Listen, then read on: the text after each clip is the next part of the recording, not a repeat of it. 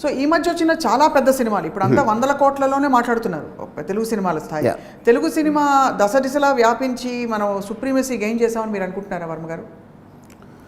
ఇప్పుడు ఫైనల్గా తెలుగు సినిమా అనేది ఏమి ఉండదు, సినిమా ఉంటుంది.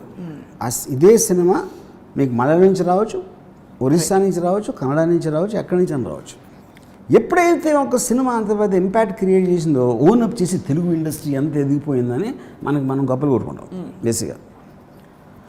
సో ఇప్పుడు if you look at something like this, ఏది మన ఇప్పుడు బాహుబలితో స్టార్ట్ అయింది అనుకోండి. Baahubali of course next Pushpa, some part of Akhanda, అంటే నేను సోకాల్డ్ పాన్ ఇండియా ఫిల్మ్స్ చెప్తున్నాను ఇప్పుడు. సో ఇప్పుడు ఎలాంటి సినిమాలు ఆడుతున్నాయి, ఎందుకు ఆడుతున్నాయి అనేది ప్రతిసారి అది మారుతూ ఉంటుంది every Friday. For example Kashmir files అని సినిమా అన్న, అది అసలు ఎవరు తెలియదు, అసలు సినిమా థియేటర్లో వచ్చారు ఎవరు కాదు, అలాంటి సినిమా ఉందని తెలియదు. And it is now they're saying it will collect above 120 crores. Film is made in 4-5 crores. ఎందుకు వాళ్ళు సడన్గా తెలిసిపోయిందంటే ఇంక ఇప్పుడు ఆడేస్తుంది కాబట్టి యాంటీ ముస్లిమా లేకపోతే హిందూ ఇదా ఏదో చెప్తున్నారు ఇప్పుడు లాజిక్లో. అది మీకు థర్స్డే వరకు తెలియదు, ఫ్రైడే నుంచి తెలిసింది. And this happens all the time, right? But now ఇప్పుడు ఏంటి బిగ్ బడ్జెట్ ప్రాబ్లం ఏంటంటే ఇప్పుడు మీకు ఒక బెంచ్ మార్క్ సెట్ చేస్తుంది ఆల్రెడీ, ఒక ఎక్స్పెక్టేషన్, ఒక anticipation.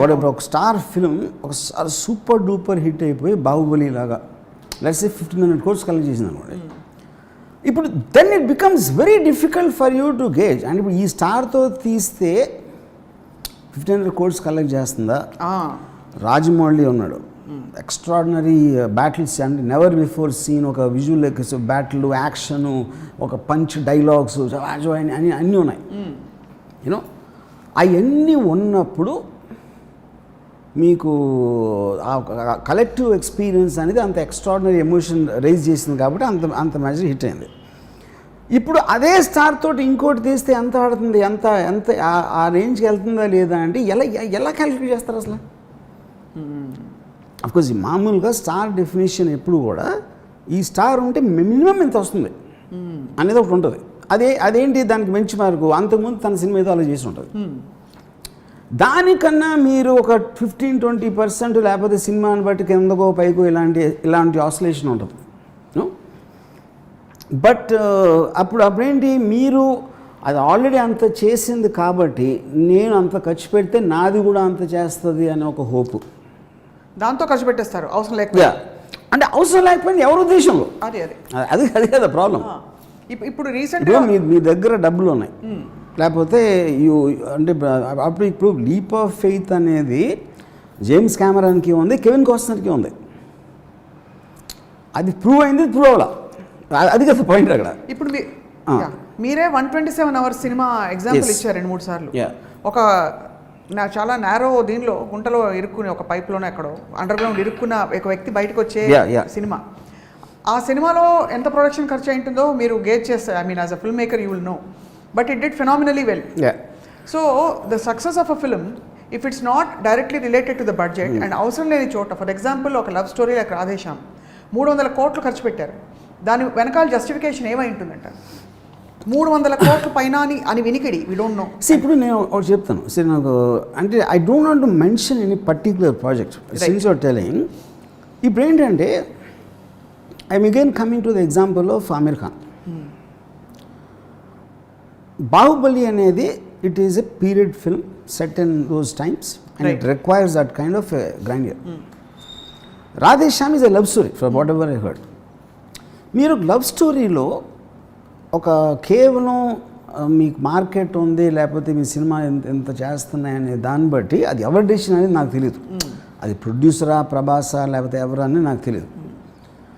Same film just to be true to exactly ఏంటి దాని ఎమోషన్, కోర్ ఎమోషన్ ఏంటి అనే దానికి స్టిక్ అయితే వాళ్ళు మ్యాక్సిమం గీతాంజలి టైప్లో ఏదో పర్టికులర్ లొకేషన్ ఫిక్స్ అయ్యి ఏదో మంచు కొండలో లేకపోతే ఏదన్నా any whatever they want ఒక బిలీవబుల్ రిలేటబుల్ కైండ్ ఆఫ్ థింగ్లో తీసుంటే నాకు తెలిసి అంటే ప్రభాస్ రెమ్యూనరేషన్ పక్కన పెట్టి it can be done far better film in 1/5 of the price. అది మాత్రం నేను గ్యారంటీ ఇస్తాను. 1/5. Maybe lesser. ఎందుకంటే ప్రభాస్ ఎలా ఉంది, ప్రభాస్ సినిమా ఏం చేసినా అదే నేను ఆమెది చాలా ఇంపార్టెంట్ అర్థం చేసుకోవడం. అదే దంగల్ తీసేద్దాం, ఒక ఊర్లో వెళ్ళి సెటిల్ అయిపోయాడు. ఆ ఊర్లో కూర్చుని ఎగ్జాక్ట్లీ దంగల్కి ఏం కావాలి ఆ టైప్ మ్యాటర్కి ఆమీర్ ఖాన్ ఉన్నా లేకపోయినా కూడా అంతే ఖర్చు అవుతుంది. ఎవరైనా ప్రాబ్లం వచ్చిందా?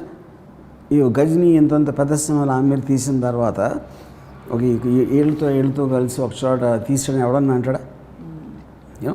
Same thing with secret super star.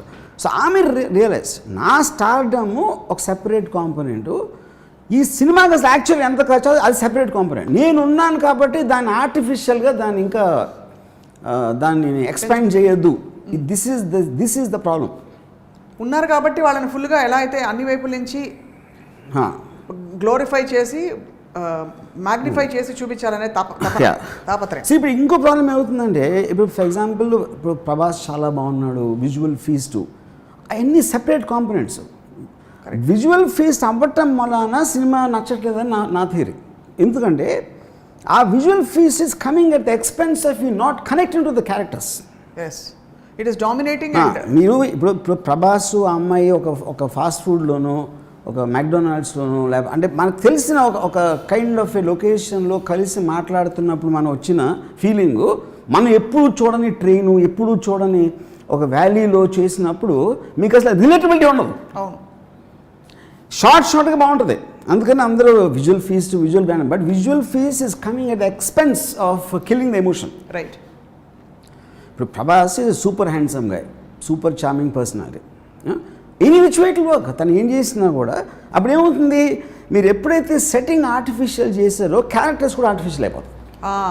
ఎందుకంటే artist also will react to the atmosphere. Right. వాళ్ళు ఎలాంటి లొకేషన్లో మీరు పెట్టారు, ఆడు కూర్చున్నాడా నుంచున్నాడా పక్కన వాళ్ళు ఏం చేస్తున్నారో వీటిని బట్టి రియాక్ట్ అవుతారు ఎప్పుడైనా. అవును.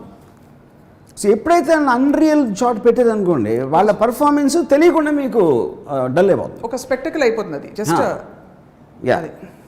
సో ఇప్పుడు టైటానిక్ ఉందనుకోండి, మొత్తం అంతా షిప్లో జరిగింది. So whole story happens in ship.